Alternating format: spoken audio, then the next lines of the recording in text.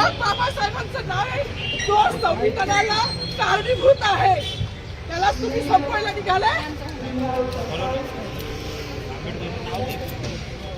पालकमंत्र्यांची फार मोठी चूक आहे मॅडम, माफी मागणार नाही, पण पालकमंत्र्यांनी ही चूक पदरात घ्यावी.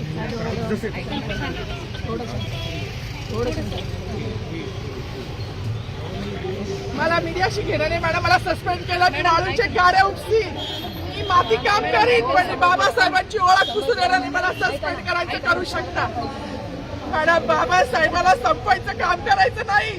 26 जानेवारी 15 ऑगस्ट मध्ये मी नाही मानत, पण लोकशाही मॅडम तुम्ही सुद्धा संविधानामुळे आहात, पालकमंत्री सुद्धा पालकमंत्री संविधानामुळे आहे.